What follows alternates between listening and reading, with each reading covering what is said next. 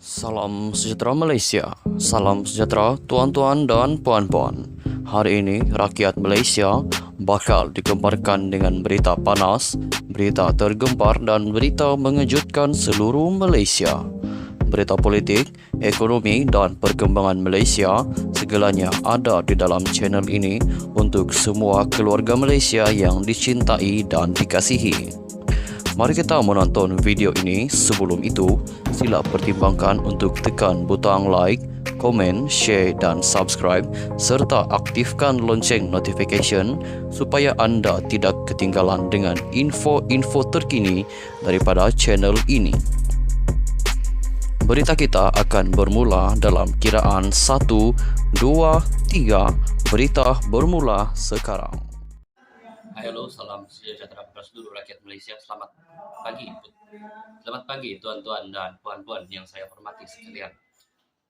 Hari ini saya dapat satu berita yang saya petik daripada syahbudin.co.net mengatakan Mahyadin wajar lebih dulu menyesali kesombongannya jika UMNO itu kleptokrat. Apakah dirinya sendiri benar-benar bersih? Terasa lucu pula bila membaca kenyataan Mahyadin Muhammad Yassin yang mengecam susunan Kabinet Anwar Ibrahim sebagai paling mengecewakan dalam sejarah negara. Beliau menjadikan pelantikan Ahmad Zahid Hamidi selaku Timbalan Perdana Menteri sebagai sandaran paling asas dalam hujah kecamannya itu. Menurut beliau, Anwar sudah menggadai prinsip tata kelola yang baik seperti yang dijajah semasa kempen PRU ke-15 lalu dengan menerima kleptokrat dalam kabinetnya. Ini adalah barisan kabinet paling mengecewakan dalam sejarah negara apabila seorang yang telah diarah membela diri terhadap 47 pertuduhan jenayah rasuah, pecah amanah dan pengubahan wang haram di mahkamah dilantik sebagai Timbalan Perdana Menteri. Tindakan Anwar itu ibarat menjual maruah negara semata-mata kerana keinginannya bahu menjadi Perdana Menteri, katanya dalam kenyataan melalui media sosialnya.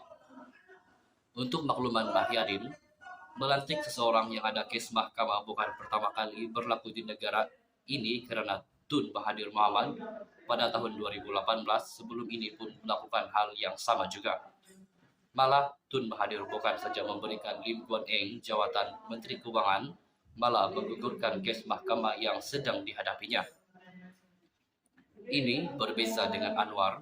Beliau hanya melantik Zahid Hamidi sebagai Timbalan Perdana Menteri, tetapi tidak menyentuh sama sekali kes mahkamah yang sedang dihadapi oleh ahli Parlimen Bagan Datuk itu.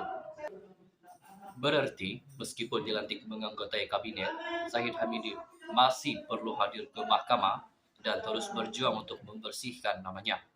Dalam hal ini, kenapa hanya dalam kes pelantikan Zahid Hamidi saja Mahyadin bersuara, tetapi dia membisu ketika Guan Eng dilantik sebelum ini?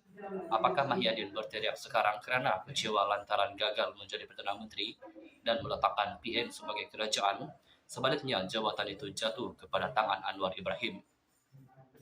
Dalam hal ini, baik kerana terlantiknya Zahid Hamidi sebagai Timbalan Perdana Menteri atau disebabkan PN gagal menjadi kerajaan, semuanya adalah disebabkan salah Mahyadin sendiri. Jika Mahyadin tidak sombong dan ego menolak titah agung agar PN menubuhkan kerajaan perpaduan bersama PH, apa yang berlaku hari ini pasti tidak akan berlaku. Kiranya kerajaan perpaduan PH dan PN dapat ditubuhkan sebagaimana titah agung dan apa yang berlaku hari ini dapat dielakkan, maka sudah tentulah tidak mungkin Zahid Hamidi dilantik sebagai Timbalan Perdana Menteri sekarang ini. Pokoknya, kesalahan awal ada pada Mahyadin sendiri kerana sombong dan ego menolak penubuhan kerajaan perpaduan itu. Maka janganlah menyesal dan merayan tak tentu pasal pula sekarang ini. Kalau mahu merayan juga, lebih baik hantuklah saja kepala sendiri ke dinding kerana kesombongan menolak titah agung itu dengan terlalu cepat. Setelah Mahyadin menolak menubuhkan kerajaan perpaduan, yang berarti beliau memilih menjadi pembangkang, Anwar dan PH yang akur dengan titah agung itu tentulah kena berusaha mencari sokongan lain bagi membentuk kerajaan. Harus dipahami juga, sebagaimana saya tulis sebelum ini, setelah bekerja sama dengan Barisan Nasional BN yang memiliki 30 kursi parlemen melantik Zahid Hamidi, yang masih ada kes menganggotai kerajaan, hanyalah suatu mudarat kecil berbanding mungkin berlaku mudarat lebih besar, yaitu kerajaan dijatuhkan jika beliau tidak dilantik. Kalau berlaku lagi, kerajaan dijatuhkan seperti sebelum ini, yang susah dan menderita akhirnya tentulah rakyat dan Anwar tidak mahu melihat ia berulang lagi. Soal kerajaan yang bersih dan tata kelola yang baik tidak berarti telah terpadam hanya dengan beradanya Zahid Hamidi dalam kerajaan, kerana beliau masih perlu berjuang membersihkan namanya di mahkamah. Kerajaan yang bersih dan tata kelola yang baik mungkin boleh dianggap telah musnah jika Anwar bertindak menggugurkan kes Zahid Hamidi sebagaimana Tun Mahathir melakukannya kepada Lim Guan Eng sebelum ini. Kalau tidak percaya, yakin dan gembira dengan kebebasan mahkamah kerana menjatuhkan hukuman terhadap Najib Razak, tiada sebab kita tak boleh ada perasaan yang sama kepada mahkamah dalam kes Zahid Hamidi. Lagipun, kalau nak bercakap soal kleptokrat dan penyamun, ia bukan saja ada dalam UMNO, bahkan bersepa di mana-mana, tidak terkecuali dalam Bersatu Sendiri. Cuba Mahyadin bertafakur sebentar di atas sejadah dan mengimbas sejarah dirinya sendiri. Benarkah beliau benar-benar suci, bersih, sepanjang kuasa ada dalam tangannya sejak puluhan tahun sebelum ini? Fikirkanlah Mahyadin.